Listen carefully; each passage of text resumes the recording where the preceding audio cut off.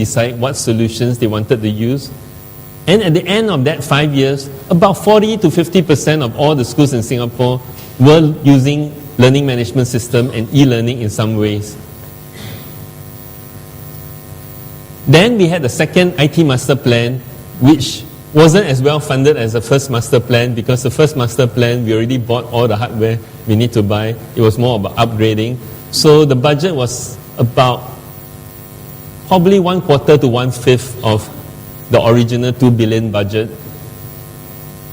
Some significant things about this master plan too is that they decided to have flexible infrastructure, because they found that most schools were not using the infrastructure that the ministry provided, not using the computers that the schools that they were given with, because they felt that this was not what they wanted. So instead, they let the schools decide what they want. Each school can decide what they wish to buy. And instead of providing standard content for everybody, they encourage the school to look at how they can integrate technology with curriculum design at the planning stage. Right? Before you design content, you must plan what do you want to do with the technology. They looked at resources that are more customizable and reusable. We look at smaller learning objects rather than big content packages. We have small learning objects that can be recombined and reused. And also another significant thing was that instead of building standard content, we look at differentiated content where maybe a better ability students can go for more advanced content, and the slower students can go for more standard content, and so on. At the end of that, there were several important programs during the master plan too. One was that money was given to the school. We call it the devolution of ICT fund, meaning that the head of departments in the schools, which are typically a teacher promoted to become the head of the department, now has the responsibility to decide several hundreds of thousands of dollars where they should spend it, what infrastructure to invest in, what equipment to buy, what software to buy. But the ministry also provided education technology officers who will serve as advisors to schools. One ETO will service about 2 clusters of schools. One cluster of schools is about 10 to 14 schools, so you have one officer, supposedly an expert, formerly managing IT in their own schools, now being promoted to handle about 25 to 30 schools in advising them how to use IT. And then we created many standards programs. We have the baseline ICT standards, where schools were used to do self-evaluation to check themselves off against what is a desired outcome. And the ministry will send officers in to audit them to make sure where they are and to benchmark them against what they think that the school should be. And for the schools that are able to prove that they can do better, the government created new schemes such as the LEAD ICT schools, which was eventually awarded to about 68 schools. These schools will then propose ideas. The ministry looks at it, they think it's an interesting, innovative ideas. They'll give them additional money to go and try this program over and above all the standard money that they're given. And then we have Microsoft coming in with the Backpack.net program. And some of you may have heard of the Singapore Future Schools program. It was started somewhere during the MP2 period, where they wanted 15 schools to showcase how IT can be used in a futuristic manner. Today there are 6 future schools in Singapore. The government have pumped in quite a bit of money into these 6 demo schools.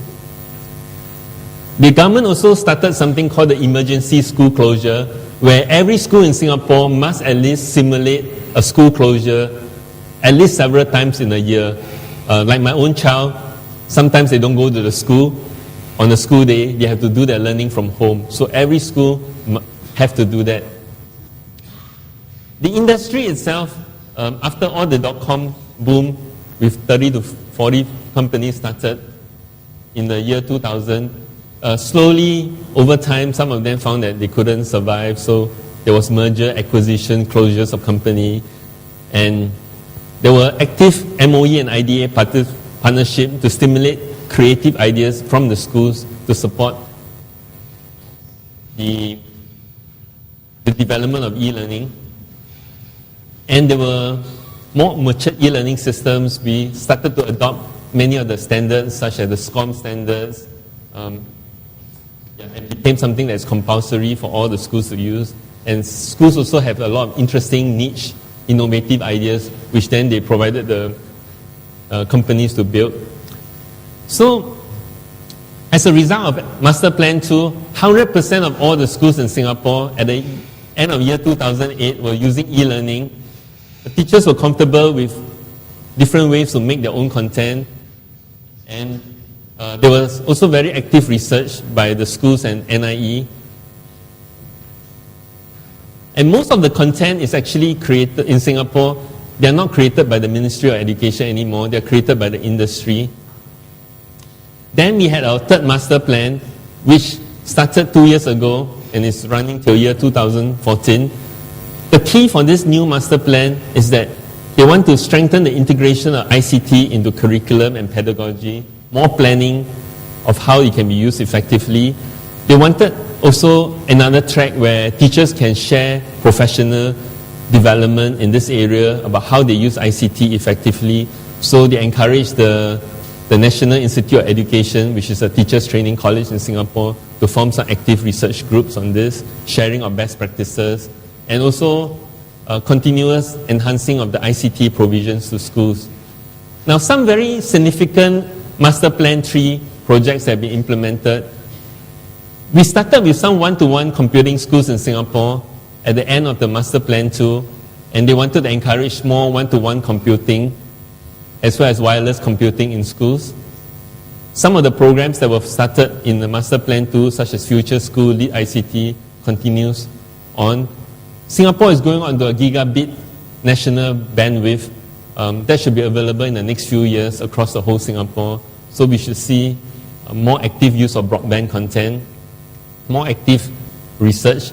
But one very significant industry development is that, you see, in the first master plan, the government wanted to have one learning management system for the whole country. They found that it didn't work.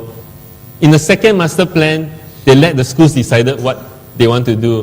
While the idea sounds good and it spurs some creative development, it also resulted in a lot of problems. What were the problems? Some companies closed down because they couldn't survive. Some companies overpromised the schools, they couldn't deliver. And when the schools really need to use it, it couldn't happen. So the schools were very frustrated as well. So in the third master plan, what they did was they pre-selected 3 companies after a tender process so that these companies would be able to meet the minimum standards, and the schools will be allowed to use the budget given to them to choose from one of these 3 players. So at least it provides a minimum standard but gives the school the freedom to decide which player suits them better. So some of the key factors shaping the evolution of e-learning use in Singapore, there's been all this debate, centralized versus autonomy by schools. So thankfully for all the autonomy that was given, smaller companies like mine, when we started out in year 2000, could thrive in the environment, could come up with a lot of innovative ideas.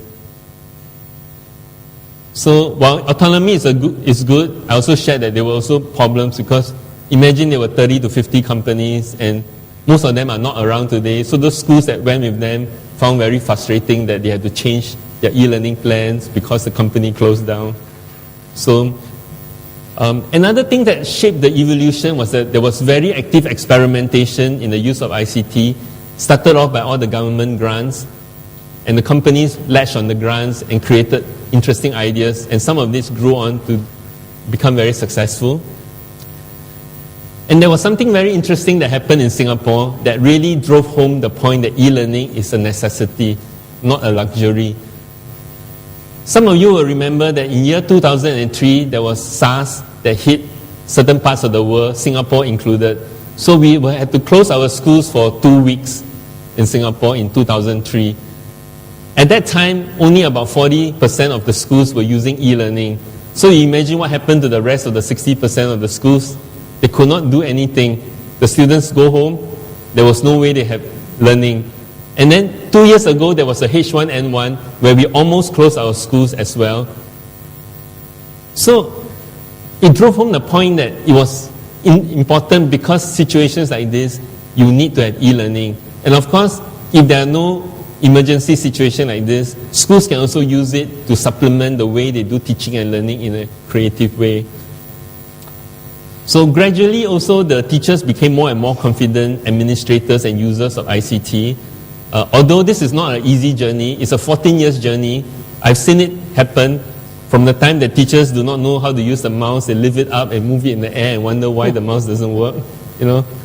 Yeah. So, but today teachers are more comfortable with the process of content usage, even product development, sharing ideas with us, how to build content. And the school's head of IT, who are teachers, have started to learn how to manage IT resources, how to plan budgets, how to use it effectively. They have also learned how to deal with technology changes and so on. So, but it's a long journey, but we have come to a stage where a number of the schools are quite good at it and they are sharing the ideas with other schools. So as I mentioned at the start of my talk, there are three main players: the government, the schools, the industry, and of course the technology at the back influencing many of the developments along the way. That while you have these three players with different needs, we also need to bear in mind that technology is never the same. So you cannot plan too far ahead. It's very hard to say, I want to plan 10 years, 15 years. You can maybe plan 3 years, 5 years, because after that, technology changed so much. Nobody knows what's going to happen. So when you execute the plan, we need to execute it fast as well. So I know my time is up, so I will just very quickly bring you through what e-learning means in Singapore. In fact, these are just selected examples because e-learning means so many things. There is no one definition of e-learning. It's not a matter of learning management system and that's it. We have, of course, simulations and animated objects where we can do science experiments. We have animated content that takes you through step by step, explaining concepts to you. In Singapore, one of the very important things that has been emphasized to all the teachers is that do not rely only on content that's created by ministry or by the vendors.